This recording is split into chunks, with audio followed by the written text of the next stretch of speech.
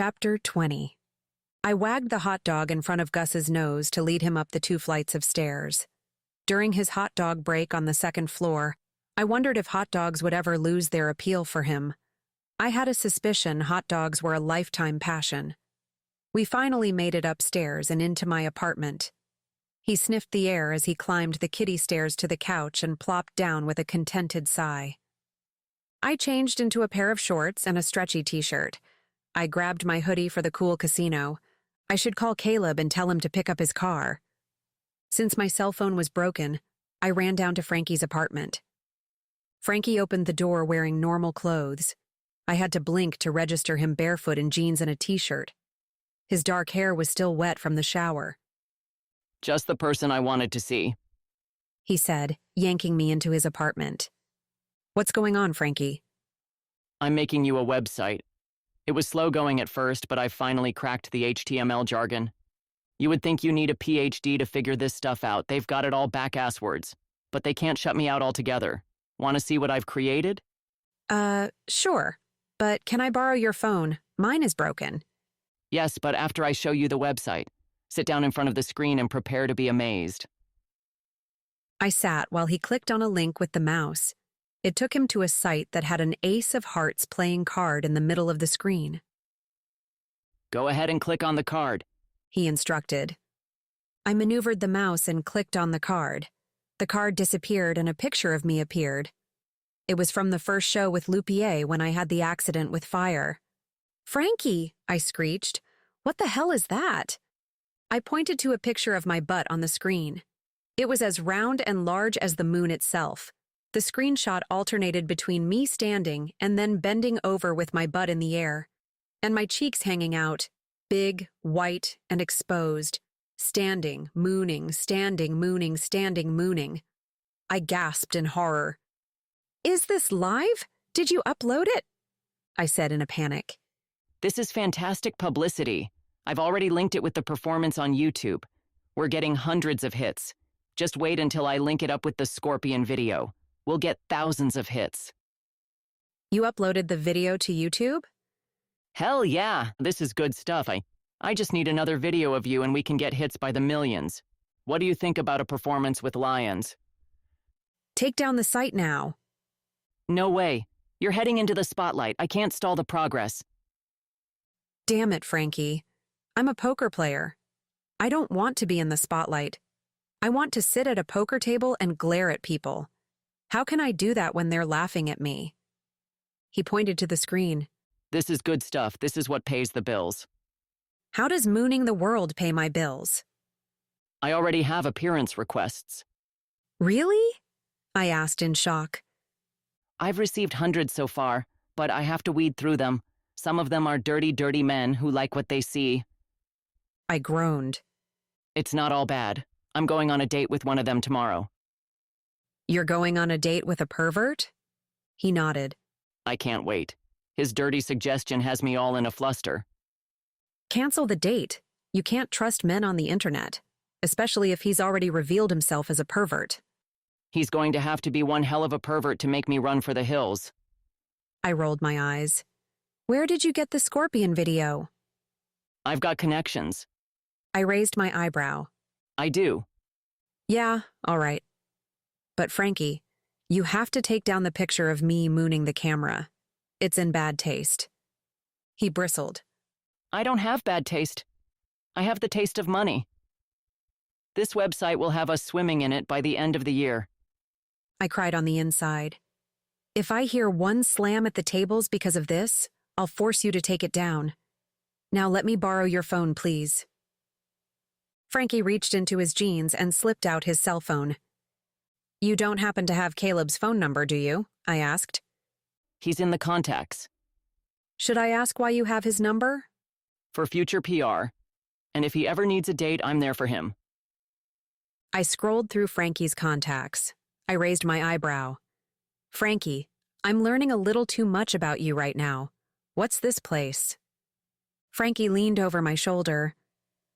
"Oh, that's nothing you'd want to know about." I decided I genuinely didn't want to know and dialed Caleb. He didn't answer. I left him a message to meet me at the casino if he wanted his car. Thanks for letting me use your phone, I said, handing it to Frankie. I have to hit the tables. Don't forget you have to work at the chapel tonight. I wouldn't dream of forgetting. Working for you is the only entertainment I can afford. That's because I'm so good at what I do and you're not good at the tables. But don't worry, because your new career is safe in my hands. I stretched in my seat. I'd been sitting at this damn table for over an hour and I was $5 ahead. I threw a few chips into the pot. Look who's here. I turned my head slightly to see Venom Vincent. I've played at tables with him before. He was one of the regulars playing on the same poker circuit. His nickname was self-appointed but fitting. He was a scrawny man who wore too much jewelry and way too much cologne. What's going on, Vinny? I should be asking you the same question, He said. He settled into a seat a few spots away from me. Nothing's going on. I've been playing for an hour. That's not what I meant. I've been hearing some things. His lips twitched into a smile below his pencil-thin mustache. What kinds of things? I peeked at my cards. Junk hand again. You seem to be the talk of the tables. My eyes narrowed. He had piqued the interest of the rest of the table. Their eyes rested on him as well. Go on. Tell me some of the talk. Seems you've turned into a social butterfly. Not only did you have a fling with Caleb, but I've heard rumors of you betting Grayson Miller and Degor Moliente. Seems someone has a very wild imagination and a loose tongue, I said. Who started these rumors? Are you sure they're rumors? Yes, I'm very sure. What about your website? Do you normally like to reveal your assets to the world? His lips curled as he shuffled his chips. The players at the table yanked out their phones and began searching for the website. I heard a few snickers. I'm going to kill Frankie. That website has nothing to do with me. How does it have nothing to do with you? You're the only one waving your butt to the world on it. Never mind. I didn't upload it on the web. And there isn't anything true about the rumors either. Then how come you're turning red? I'm not turning red. I'm burnt. It's a shame your reputation is flushed down the toilet like yesterday's lunch. I was thinking you could be my next chick, but I don't date trashy women. The Vinster needs to keep his reputation on the level. As I was looking for my escape, I spotted Caleb entering the casino. So, Vinster, do you think Caleb would tarnish his reputation by dating a trashy woman? He's juggling enough girls. Since he's already had his taste of you, he'll probably move up the food chain. If Caleb didn't find me soon, I was going to hop over the table and strangle the Vinster. I gathered my chips. There was no way I could play at this table now. As I turned to leave, Caleb's strong hand curled around my arm. Where do you think you're going? To another table. What happened last night? He lightly brushed his finger against my bruised eye as he inspected it. You had me totally freaked out. You can't just tell me you're in the trunk of someone's car and then hang up. You called at a lousy time and then they broke my phone. Did Dagor give you the black eye? I nodded. It doesn't hurt anymore. It's just ugly. How did you escape? Remy and Grayson followed Dagor and rescued me. Where's my car? The valet has it. I weeded the ticket from my pocket and handed it to Caleb. Sorry for borrowing your car. You mean stealing it? The Vinster perked with the newest information. I didn't steal it, I said, glaring at Vinny. Can we have this conversation elsewhere? The Vinster is already having fun with his other rumors about me. Caleb eyed Vinny. What rumors are those? He says you and I had a fling, and then I proceeded to jump into Grayson's and Dagor's beds. Is that so? Yes, which is why I'm moving to a different table. I think I want to play a few rounds. A smile brewed on Caleb's face. You can have my chair. I'm leaving. Stay, you won't want to miss this. I'll take a seat next to Vinny. Vinny fidgeted in his seat. How much is the buy-in for this table? 200, I said. Perfect. Caleb bought in without hesitation. It was chump change to him. So, Vinny, are you ready to lose? Vinny cleared his throat. I slowly sank into my seat. I eyed Caleb as he threw a few chips into the pot. The man on the other side of Caleb nudged him. Caleb looked down to see the man's phone. The corners of Caleb's mouth twitched. He looked over at me. A playful spark ignited in his eyes. Should I congratulate you on such an amazing website? Caleb asked as he drove me home. Caleb left the Vinster at the table with one chip and a wounded expression. You can congratulate Frankie. I'm going to kill him. It sure catches the eye. I groaned. Frankie said I'm receiving appearance requests. I'm just hoping they don't expect me to jump out of a cake. That website is false advertising. What are you doing tonight? I have to work later. Do you want to have dinner before work? I eyed him. That's a bad idea. We're better off far away from each other.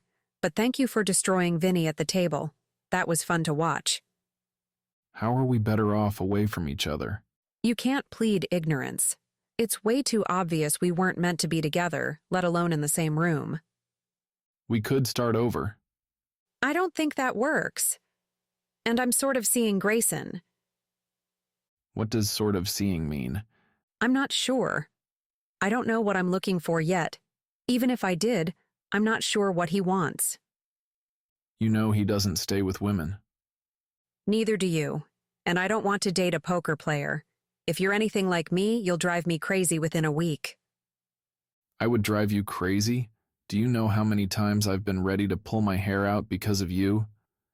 I'm guessing it was about a dozen, which proves my point. What about the weekend you owe me?